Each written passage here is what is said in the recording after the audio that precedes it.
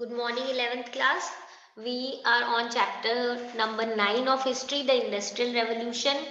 We have already covered the major part of the chapter where we have understood क्यों इस time period को Industrial Revolution बोलते हैं. It began in Britain. What were the reasons behind it? और उसके बाद what were the things that added on or somewhere हम बोलेंगे जिसने speed up की थी ये जो industrialization की पूरी process थी जिसमें हम देखेंगे coal and iron played an important role because they were available in Britain. And then how did the lot of development took place in cotton spinning and weaving.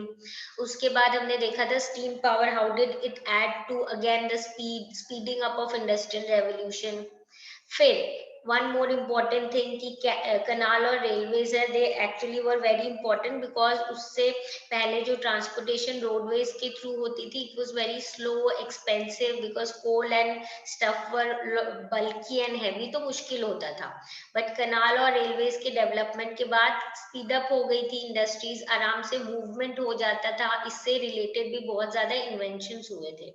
So in our previous class we had an idea कि ये inventors कौन थे. तो ये जो spinning jenny और जो weaving और स्पिनिंग से रिलेटेड इन्वेंटर्स थे वो इतने ज्यादा साइंटिफिक अपने केमिस्ट्री फिजिक्स इनमें ऐसे कोई स्कॉलरली पर्सन नहीं थे. वेरएज जो स्टीम इंजन से रिलेटेड जिन्होंने मेन डेवलपमेंट की थी these were the people who had certain ideas. फिर हम आ गए थे ऑन आवर नेक्स्ट टॉपिक. जब इतने सारे चेंजेस आए हैं, इतनी सारी टेक्नोलॉजी आई है तो ऑब्वियसली लोगों की लाइफ में भी बहुत बड़ा चेंज आया होगा. सो वी सॉ कि बेसिकली चेंज पॉजिटिव था एक तो इन्वेंटर्स के लिए और जो रिच पीपल थे उनके लिए. पर जो वर्कर सेक्शन है उनकी कंडीशन अच्छी नहीं थी because they were the people who came from villages and countryside to work, and they came in large number, and then they had to work in factories for long and long hours, and their condition was not good. They used to live in shabby areas, बहुत ज़्यादा congested होती थी, and at that time cities were totally polluted by the smoke and all from the chimneys of the industries. So their condition was not good. हमने देखा था life span इनकी कितनी कम थी. where we saw कि Birmingham में only 15 years, Manchester में 17 और डर्बी में सिर्फ 21 इयर्स थी. और चिल्ड्रन भी जो है हमने पढ़ा था half of the children even fail to survive beyond the age of 5 years. So things were really bad for these people. Epidemics थे वहां पे, pollution of water and air के कारण लॉट ऑफ डिजीजेस स्प्रेड जैसे cholera, typhoid and tuberculosis. So basically the life of the people वो इसका effect अलग लोगों के पे अलग हुआ एंड स्पेसिफिकली नेगेटिव किस पे हुआ, वर्कर्स पे. So with this, when we have a brief idea about what was the condition and how did everything take place, now we move on to few specific things. जब हमने एक workers की बात कर ली है, अब हम वर्कर्स में स्पेसिफिकली किसके बारे में बात करेंगे, women and children, which is our today's topic. Okay. So now what were the results of this industrial revolution on the life of women and children? And obviously it was very very bad. Now we'll see how. सबसे पहली चीज है कि industrial revolution जो है it obviously brought lot of important changes and specifically women and children की life में. Children इससे पहले ये जो इंडस्ट्रियल रेवोल्यूशन था इसके आने से पहले they had a nice life. They used to live in their villages और कंट्री साइड, अपने या तो घर पे काम करते थे या फार्म पे काम करते थे, but they were always under the supervision of their parents, their relatives. मतलब देयर लाइफ वाज गुड. ऐसा नहीं था कि बहुत ज्यादा उनसे काम करवाया जाता था, बट अगर काम करवाते भी थे they used to take care because they were their kids, है ना. बट स्लोली एंड ग्रेजुअली ये चीजें चेंज होगी. और ये चीजें कैसे चेंज होगी, after coming of the industrial revolution. So before moving on to the changes ये भी देख लेते हैं विमेन की कैसी लाइफ थी before industrial revolution. Women again अपने विलेजेस में रहती थी, फार्म वर्क में एक्टिव थी, लाइफ स्टॉक को रेयर करती थी, फायरवुड यानी कि for their domestic purpose firewood को कलेक्ट करती थी, स्पिनिंग करती थी। जनरली ये सारी चीजें कहाँ पे, अपने घर में ही करती थी। So there was a certain kind of, they were doing work, but एक हम बोलेंगे was they were in comfortable position, अपने घर पे ही आराम से काम करते थे। ऐसा कोई बहुत स्ट्रिक्ट रिस्ट्रिक्शन नहीं थी इनके ऊपर। तो हम इसको सम अप करने के लिए बोल सकते हैं कि these people were living a nice life. Village life थी, ओपन एरिया थी। ये तो हो गया हम जो मेन फैक्ट्स की बात करते हैं, बट अदर जो फीचर्स है, मतलब अदर थिंग्स जो सोशली या हम बोलेंगे जो उनके हेल्थ को अदरवाइज बहुत इम्पैक्ट करती थी, वो थी कि फ्री एयर में रहते थे, ओपन एरियाज थी, and they had their own environment. But अब क्या हुआ फैक्ट्रीज आने के बाद? फैक्ट्रीज में पहले तो बहुत लंबे टाइम तक इनसे काम करवाते थे, और same kind of work continuously करवाते थे। स्ट्रिक्ट डिसिप्लिन था, अगर आप ठीक से काम नहीं करो तो आपको बहुत शार्प पनिशमेंट मिलती थी। और जो सिचुएशन थी वो टोटली टोटली क्या थी, डिफरेंट थी, टोटली ऑपोजिट थी।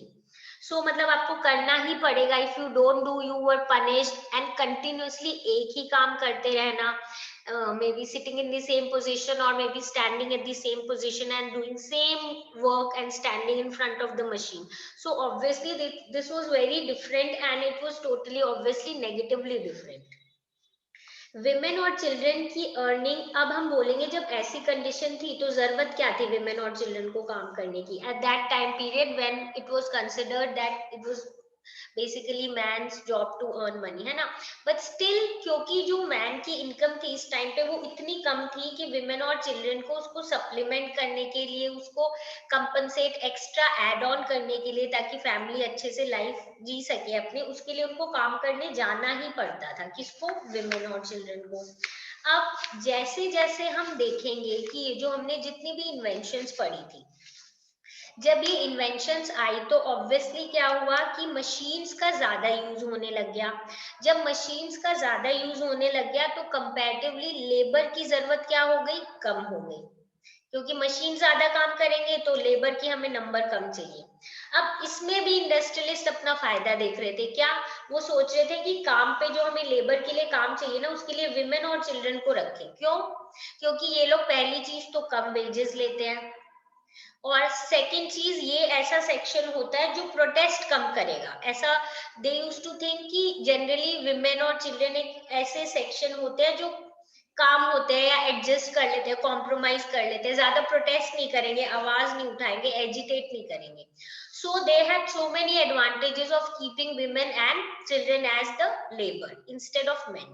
तो पहली चीज तो है कि वेजेस कम देते थे। सेकंड कि it was suppose that these people will agitate less और डू लेस प्रोटेस्ट, इसीलिए these people were kept as labour in the factories. Now there is a picture given in your book on page number 206, and उसके side में if you try to read जो लिखा हुआ है, they are saying कि here this is a place, basically a women is shown basically in a button factory, ठीक है, Birmingham में। तो in 1850s 2/3 of the workforce, 2/3, what is 2/3? If you take out the percent of 2/3, what will it be? It will be 66.666 something, okay, that means around 67%। जो हमारा work force था वो किसका था? बटन फैक्ट्री में women और children का था। अब देखो, as I said, the difference between the wage, men receive 25 shillings a week, ठीक है, women 7 shillings and children only 1 shillings each for the same hours of work। So imagine करो कितना डिफरेंस था। तो ऑब्वियसली जब इंडस्ट्रियलिस्ट को इतना फायदा है तो why will they not opt for women and children as labourer, and why will they ask men to do the work? Obviously कुछ कामों में मैन की जरूरत होती थी, it was not that they were totally, but major section जो था labour class या जो ये वर्किंग इंडस्ट्रीज में मशीन्स के आगे खड़े होना और इससे रिलेटेड काम, वो जनरली विमेन और चिल्ड्रन ही करते थे दिस टाइम पे। नाउ इनको मतलब कौन सी कुछ कुछ ऐसी इंडस्ट्रीज थी जिसमें बहुत ज्यादा वुमेन और चिल्ड्रन को एम्प्लॉय किया जाता था? ये जो हमारी इंडस्ट्रीज थी ये बेसिकली थी कॉटन टेक्सटाइल इंडस्ट्री, दो जगह पे, एक तो लैंकाशायर पे, एक यॉर्कशायर में। Women जो है were also the main workers in silk lace making and knitting industry as well as in the metal industries in Birmingham. अब इनमें बच्चों को भी employ किया जाता था along with women. Now machinery like जो हमने पढ़ा था कॉटन स्पिनिंग जेनी, जो डिजाइन इस तरीके से आप सोचो डिजाइन कर रहे हैं कि जो बच्चे हैं वो भी उसमें क्या कर सके, काम कर सके. जस्ट अंडरस्टैंड, जब हम मशीन बनाते हैं that a person will work on it, तो हम उसकी हाइट और वो सब जो भी उसके मशीनरी जो इक्विपमेंट्स है या जो उसके व्हील्स जिस घुमाने हैं, जो जो चीजें ऑपरेट करनी है, वो इस तरीके से लगाते हैं कि उनकी हाइट के अकॉर्डिंग हो. तो सोचो मशीन्स भी ऐसी बनाने लग गए जो बच्चों की हाइट के अकॉर्डिंग है, उनके बिल्ड के अकॉर्डिंग है, ताकि वो उस पे काम कर सके. सो इसी से अपने को पता चलता है कितने वाइड स्केल पे बच्चों को भी एंड वुमेन को भी रखा जाता था काम के लिए. Children were often employed in textile factories because they were small enough, क्योंकि एकदम जैसे पास पास मशीनरी रखी हुई तो उसके बीच में से आराम से पास हो जाते थे बच्चे. लॉन्ग आवर्स ऑफ वर्क उनको करवाते थे. इवन इमेजिन संडे को भी उनसे क्या काम करवाते थे कि संडे को आप मशीन्स को क्लीन करो. जो वीक में अपने पूरे वीक में जो काम किया है उसके लिए मशीन्स को क्या कर दो, क्लियर कर दो, कब मतलब क्लीन अप करो ऑन संडेज. तो जस्ट इमेजिन ना उनके पास कोई फ्रेश एयर थी, ना कोई एक्सरसाइज का टाइम था. That means when I said that these people were working in farm, अपने फार्म या सपोज और किसी के फार्म पे भी पहले काम करते थे, तो फ्री एयर थी और काम इस तरीके का होता था, उनकी प्लेइंग भी हो जाती थी, समवॉट एक्सरसाइज भी हो जाती थी. बट यहाँ पे तो एक रिस्ट्रिक्टेड एक फैक्ट्री के एक पर्टिकुलर रूम में उनको इसी तरीके से कंटिन्यूस काम करना है. So obviously it had lot of negative effect on them and few very you can say bad things, bad examples that they have given कि कितनी खराब हालत थी. If we even imagine we will feel really bad. मतलब heart breaking जैसे कुछ if we imagine कि बच्चे बेचारे इतने थक जाते थे काम करते करते कि कभी जैसे उनको सपोज नींद आ गई है तो कभी उनके बाल फंस जाते थे मशीन में, कभी हाथ फंस जाते थे and sometimes even few of them died. मतलब इतनी खराब कंडीशन थी बिकॉज अब इतनी देर तक उनसे इतना काम कराते हैं तो they tend to obviously get exhausted and these kind of things used to happen, really something bad, and that is why it will be changed because of the protest that will take place. ठीक है, ये तो हो गया textile और इन सब industries की बात. अब अगर हम आगे देखें कि सिर्फ इन इंडस्ट्रीज में नहीं, कोल माइंस में भी बच्चों को बहुत काम करवाया जाता था. कोल माइंस जो है वो डेंजरस प्लेसेस होती थी टू वर्क इन. रूफ्स ऐसी उनकी केव होती थी, बहुत बार होता था एक्सप्लोजन होना, वहां पे इंजरी होना बहुत कॉमन केस था वहां पे. जो कोल माइंस के ओनर्स है ना वो बच्चों को इसलिए यूज करते थे कि बच्चे ना एकदम जो कोल माइंस है ना उनके अंदर तक डीप एरिया तक जा सकेंगे बिकॉज दे आर स्मॉल है ना एज कम्पेयर टू एडल्ट.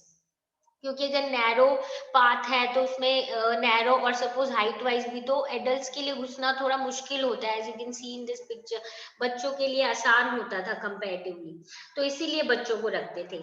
अब देखो younger children were even worked as trappers who opened and shut the doors as the coal wagons travel through mines. यानी जब एक जगह से as you can see in picture कि जब एक जगह से दूसरी जगह मूव करते थे ना ये वैगन्स, तो बच्चे क्या करते थे गेट को खोलना बंद करना. एंड इसके अलावा बहुत बार ये जो as you can see few kids pushing this thing which is carrying lot of coal, तो heavy loads of coal on their backs या फिर एज कोल जो कैरियर्स है उनको पुश करना, कोल बेयरर्स के जैसे ऐसे वाले काम भी बच्चों से करवाते थे एट दैट टाइम पीरियड. अब देखो ये जो फैक्ट्री मैनेजर्स हैं या उस टाइम पे जो पूरा ये ऑर्गेनाइज करते थे किस चीज से रिलेटेड, ये जितना भी काम मतलब कैसे अरेंज करना है, कैसे कोल बाहर निकालनी है और कैसे कैसे बच्चों को किस चीज में एम्प्लॉय करना है. ठीक है, तो फैक्ट्री मैनेजर सोचते थे अगर हम बच्चों को बचपन से ये काम करें तो आगे के लिए फ्यूचर फैक्ट्री वर्क के लिए we are actually somewhat giving them training. अब देखो एविडेंस बताते हैं कि किस हिसाब से बच्चे किस एज से काम करने लग गए थे उस टाइम पे. Evidence from British factory records reveal that about half of the factory workers had started work when they were less than 10 years old. यानी अभी जो करंट फैक्ट्री वर्कर्स है, जब उनसे पूछा गया, एक तरीके से रिकॉर्डिंग सर्वे वगैरह किया गया, तब क्या पता चला कि half of the factory workers थे, उन्होंने काम करना कब से शुरू कर दिया था, जब वो 10 ईयर्स से भी छोटे थे।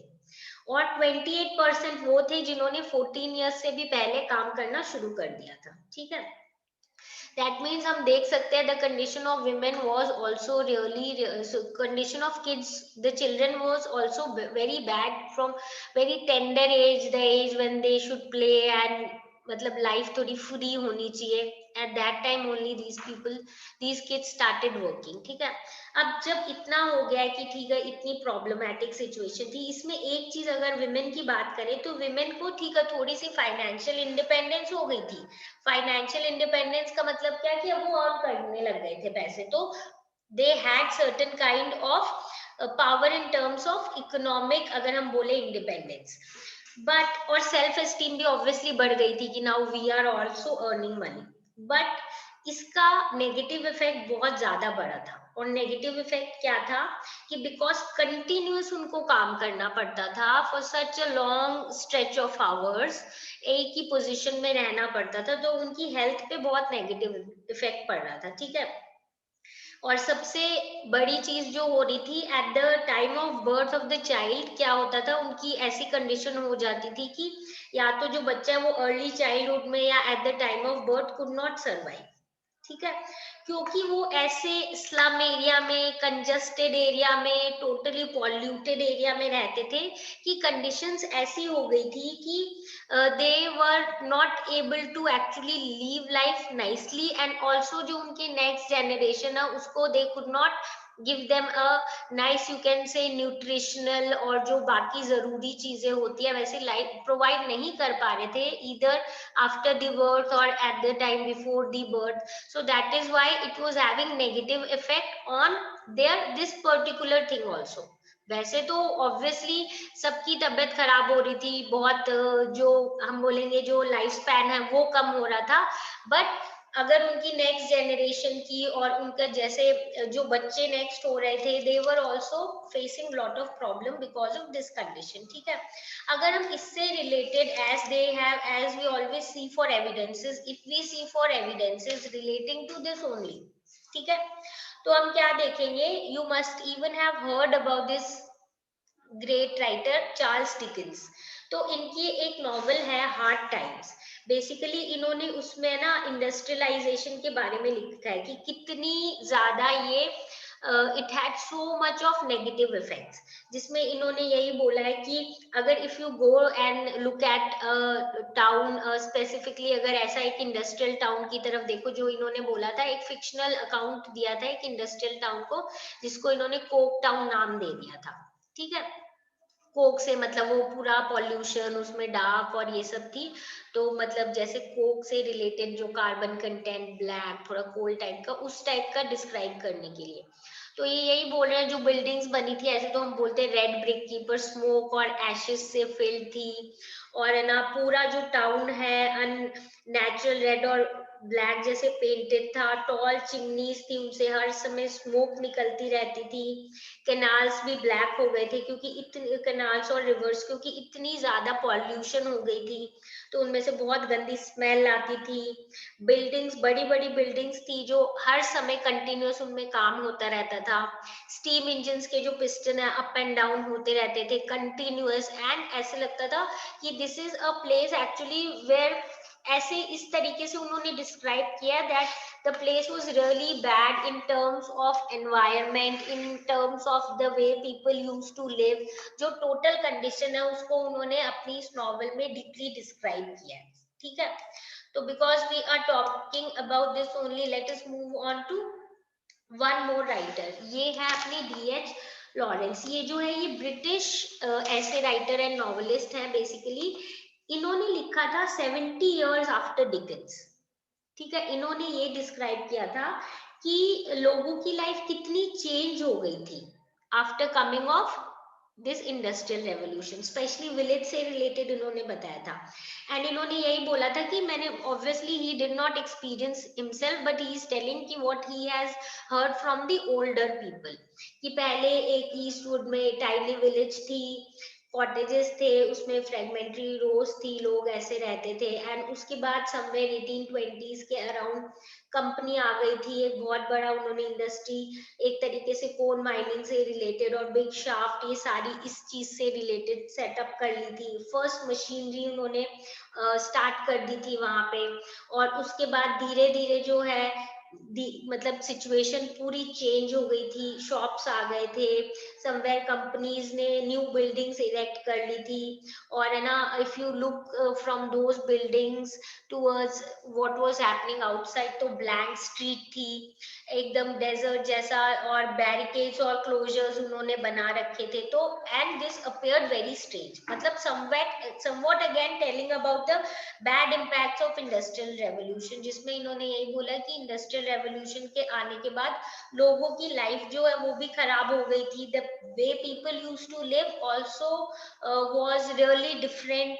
एंड ऑब्वियसली स्पेशली जो पुअर सेक्शन है, या जो विलेज वाले हैं, या जो वर्कर क्लास है, their life was not good.